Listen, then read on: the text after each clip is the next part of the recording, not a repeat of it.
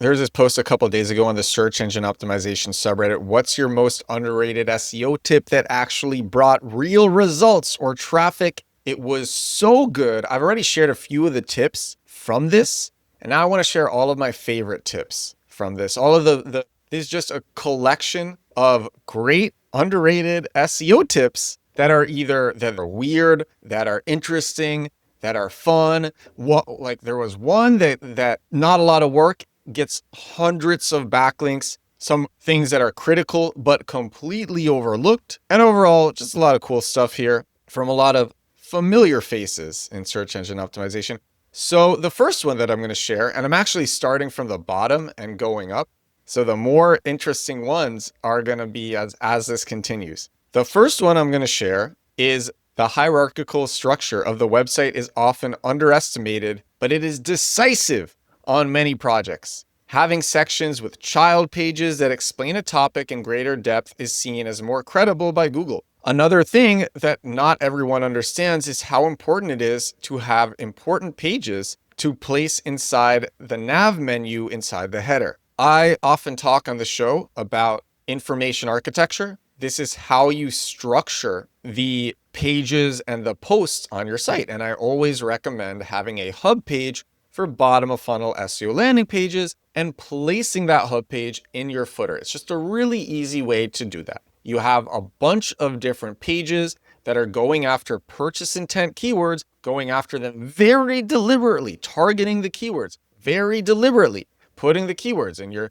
page title, URL slug, meta description, H1, beginning of your first sentence. And you need a place to have these pages appear authentically and naturally. And that is one of these hub pages. And you call your hub page something like uses or services or collections. And then you place that instead of the navigation within your heading menu in the footer. The footer like resources is a great place to do that, though you can also place it in the navigation. And just going after your keywords like that, it's clean, it's natural, it's authentic. Google likes it, users like it. It's great. So I like that tip. Here's another one. Write actual useful content for people, not search engines. And when I say write, I do mean write, not get ChatGPT to crap out articles for you. And this is actually similar to one above, which is make sure you have something to say which people actually want to read.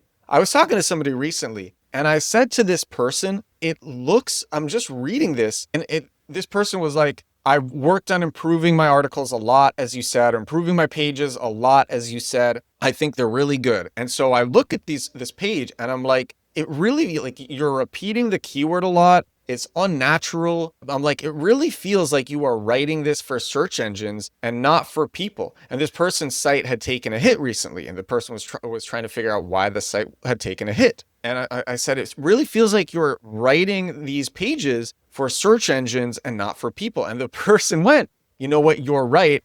I was having ChatGPT. I said to ChatGPT, give me SEO optimized copy for these pages. And I was just mostly using a lot of that and not really writing it myself for people. And the person's site had taken a hit, and Google hates this. Google hates this, and Google can tell as well. And so I said, this was very recent. So I said, redo these pages. And that's what's happening. Google doesn't like it. Users don't like it. I write my pages or my posts with a reader in mind, with the searcher in mind, because I am targeting keywords deliberately. And then I am thinking, who is behind a computer searching this keyword?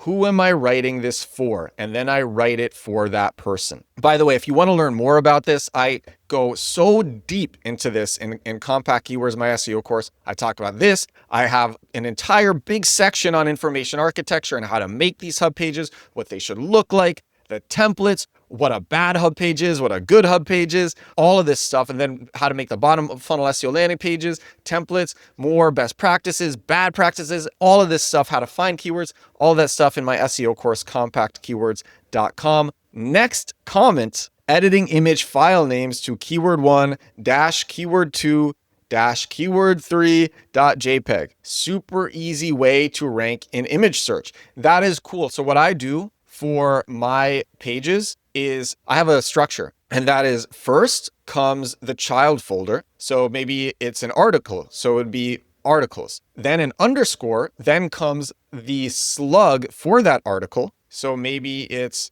best dash standing dash desks dash 2025. Maybe that's a slug for the article. And then I do another underscore, and then I give a richer description for that specific image. But the thing is, because I am putting my keyword in the slug of the article, my keyword is always in every image that appears in the file name. My keyword goes in the slug of the article or the page. And so every image that appears on that post or that page has the keyword naturally in it because of this structure. And then because of this underscore, I give extra description, which helps the image rank for other keywords. So that's how I do it. And it works really, really, really, really well. Next one, grab queries from Search Console, then add those queries and answers verbatim at the bottom of relevant pages. So Google Search Console, Google's own tool for seeing how your site appears in Google search and what it ranks for and how many clicks you're getting and how many impressions you're getting and your CTR and all this fun stuff. It shows you what you're ranking for and what pages are ranking. And so this person is saying, take exact keywords that you are ranking for and then take them and add them verbatim at the bottom of relevant pages. So maybe the page that your keyword is ranking for, take that keyword and just make sure it is in that page exactly and just put it at the bottom verbatim. I personally think this is what I've seen. This is how I do it. I work the keywords in naturally. It is so much better if you work the keywords in naturally rather than just putting a list of keywords at the bottom of relevant pages. Honestly, it's a bad idea to do it like that. Work your keywords in naturally. It's not that hard. And this one comes from Bill Hartzer. Love Bill Hartzer. Bill Hartzer came on this podcast. That was episode 608 of this show, SEO Shortcuts from a 25-year veteran. Bill Hartzer, episode 608. Bill Hartzer says internal links, especially links to other pages in the middle of a paragraph. So link to relevant pages on your site and do it in the middle of your paragraphs. If you look at my blog, I do that all the time. I'm always trying to get users of my site to go deeper into my content with relevant internal links. And I remember when I was learning SEO and I would be reading, a lot of people don't like Neil Patel. I don't care. I learned a ton from him. And I would be reading his blog and he would have all of these internal links to different posts on his blog. And I would be like, oh, that looks interesting. That looks interesting. And then all of a sudden I'd have so many tabs open that I wanted to read. Internal links work. They help people go deeper, spend more time on your site, get more into your brand. Internal links are great. They also help structure your site with information architecture. All right, so I shared this tip 3 days ago on the podcast. That was episode 763, the SEO trick that breaks all the rules, how ultra long page titles boost rankings. And this comes from SEO Pub, who said, ignoring the 60 character limit BS for title tags and writing title tags that are 150 to 250 characters instead. And then SEO Pub added later on, the way I write them is usually as 2 to 3 title tags separated by hyphens that match slightly different searches or search intents that still fit the content of the page. Most of the time, Google will pick the section that best matches the search. And so in SEO Pub's blog post about this, there are many examples. One such example is the short page title is setting up a Minecraft server, Acme Corp. Change it to setting up a Minecraft server for beginners and experts, simple guide to hosting your own Minecraft server, optimizing your self-hosted Minecraft game, then the name of the brand, Acme Corp. And when I shared this on my podcast, SEO Pub commented and actually pinned that as the top comment. And this is what SEO Pub said. What will often happen is Google will not rewrite the page titles. Instead, Google will pick out the segment that best matches the search intent. Everywhere I have implemented this, we have seen a minimum of 10 to 20% uptick in traffic. I thought that was a cool tip, and you can listen to the full episode about it, episode 763 of this show. Next comment, writing guide to finding the best, insert type of business here, has done pretty well to get us featured for general searches for said type of business. I'm just bringing this one up because I actually don't like this tip. People are just spending more time getting their top of funnel answers from AI, whether that's AI overviews or ChatGPT or Claude. Ahrefs said click-through rates for top of funnel content are down by a third, are cut by 34.5%. And compared to bottom of funnel content, top of funnel content takes a lot more effort and resources to make. You need to do more research. You got to put in a lot more words, maybe thousands of words. Instead, you do a bottom of funnel page about why your business is a great option for the bottom of funnel query that's being searched, and you only need to do 400 to 500 words. That's way better, and bottom of funnel, way less competitive. So I just wanted to bring up this example because I'm not a fan of it and I wanted to comment on that. I like this one, updating old content and changing the year in the SEO title to the current one. Google loves fresh content, and this has always worked a treat for me.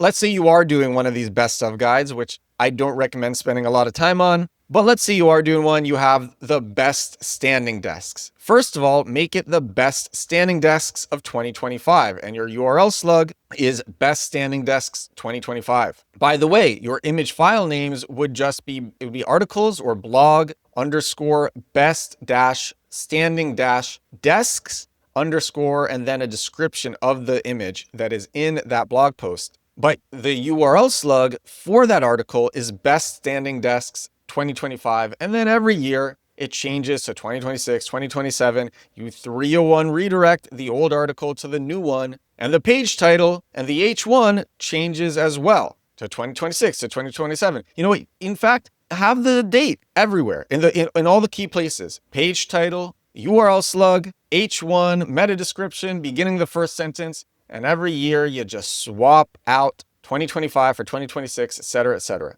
I like that one. Everyone likes fresh content. Google does too. And the last tip, and again, I made an episode about this one as well a couple of days ago. This was episode 762 of this show, the Unsplash backlink hack, how to earn 100 plus links with free photos. This was such a cool tip. So basically, this guy uploads, and what I like about this is now this can be automated with AI, with AI agents really easily. But so what this person does is this person uploads relevant high quality photos to free stock photo sites like Unsplash or Pexels. People use these photos. A lot of them, they will link back to Unsplash or Pexels. This person does reverse image search, find everyone who's used your photos and who has credited you on Unsplash, or they haven't credited you, and just say, hey, I took this photo. It'd be great if you could give me credit to my website. Here's my website.